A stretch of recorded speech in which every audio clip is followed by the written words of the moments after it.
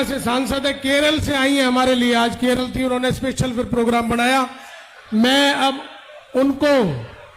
उनको अनुरोध करता हूं, इकरा जी आप हमारे बीच में आइए और अपने इन भाइयों का समर्थन कीजिए। आपने सोशल मीडिया से तो किया है। और बहन जी एक चीज और कहना चाहूंगा दीदी आपसे, आपने बोल के जाना नहीं है, आपने बोल के यहीं रहना आखिर तक, क्योंकि पंचायत का जो डिसीजन होगा, हमारे दोनों अध्यक्ष बैठे हैं, सुरेंद्र सोलंकी जी और अरुण जेलदार जी, वो पूरी पंचायत का जो निर्णय है वो आप करा के जाएंगे, ये आपसे आग्रह।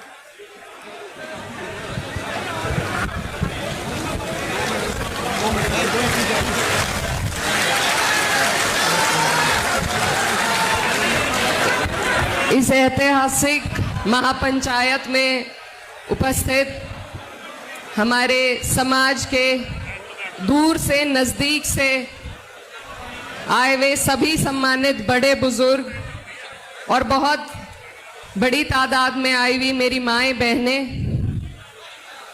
ये एक है कि आपके बीच में मंच पर उपस्थित तमाम दिग्गज लोग, खासतौर पर हरियाणा के किसानों की, मजलूमों की एक ऐसी बुलंद आवाज जो जब संसद में हरियाणा के लिए लड़ती है तो हर एक मजबूर हो जाता है उनकी बात सुनने के लिए। दीपेंद्र हुड्डा जी मेरे साथ हमारे पश्चिम उत्तर प्रदेश से हर पंचायत में पहुंचकर उसका निष्कर्ष निकालने में सबसे अहम भूमिका निभाने वाले हमारे आदरणीय बाबा राकेश टिकैत जी, मेरे साथ अभी मुझसे पहले बोल रहे थे सांसद सतपाल ब्रह्मचारी जी, मेरे बड़े भाई अतुल प्रधान जी,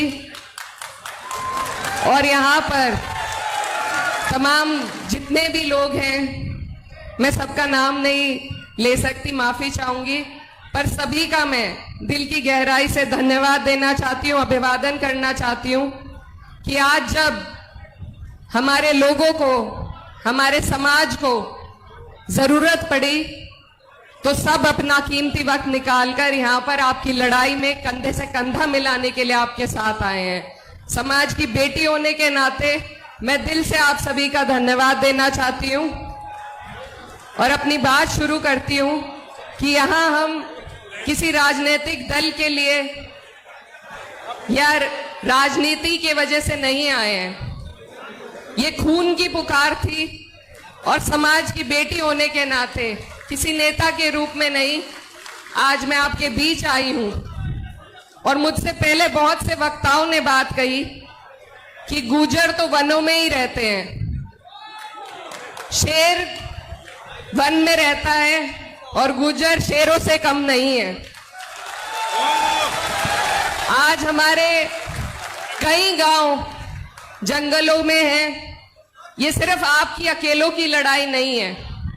आज अगर आप लोगों की बात है तो कल को ये और गांवों को और हमारी धरोहरों को इसी तरीके से कटघरे में लाकर खड़ा कर देंगे।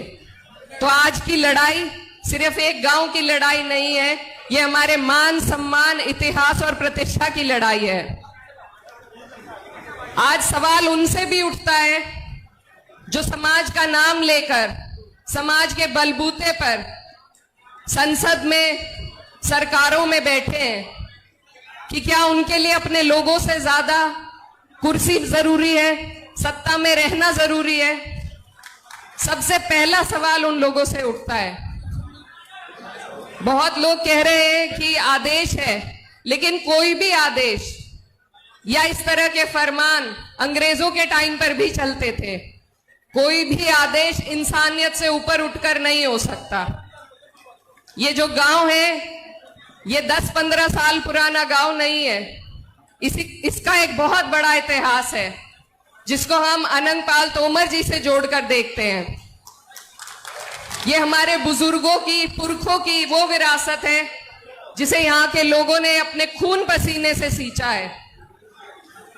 हमारे और भी भाई वन गुर्जर, वो भी इसी तरीके से प्रताड़ित हो रहे हैं।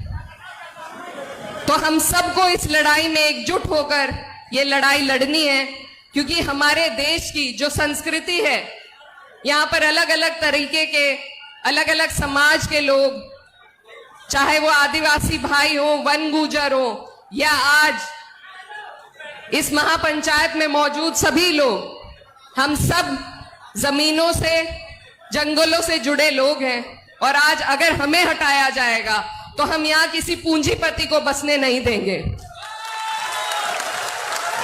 ये सरकार बहुत से फैसलों का, न्यायालय जो फैसले लेती है, ये सरकार उन फैसलों का श्रेय खुद लेती है और फिर उनका श्रेय लेकर आपके बीच में वोट मांगने के लिए आती है। तो अगर उनका श्रेय सरकार ले सकती है तो आज क्या सरकार आप लोगों की मदद के लिए, आप लोगों के दुख में आपके लिए फैसला नहीं ले सकती? जवाबदेही तो सरकार से ही बनेगी। और हम सब यहाँ आपके बीच आपकी इस लड़ाई को, आपकी आवाज को मजबूती देने के लिए सड़क हो, संसद हो, हर जगह आपकी आवाज उठाने का काम करेंगे। लेकिन हमें आपके बल की, आपकी हिम्मत की जरूरत है। तो बस मैं यही कहना चाहती हूँ कि ये बहुत साहस का काम है। निडर होकर सत्ता की आंख में आंख डालना एक बहुत साहस का काम है। और मैं आपकी छोटी हूं, आपकी बहन और आपकी बेटी हूं, और अपने समाज की इस लड़ाई में आप जो भी फैसला आज की पंचायत से लेंगे, चाहे अनिश्चित निर्णय का हो या और कोई भी निर्णय जो भी लिया जाएगा, उसमें हम हर तरीके से, हर पूरी मजबूती के साथ आपके साथ खड़े हैं। और अंत में अपने समाज के लोगों को मैं बस यही कहना चाहती हूं,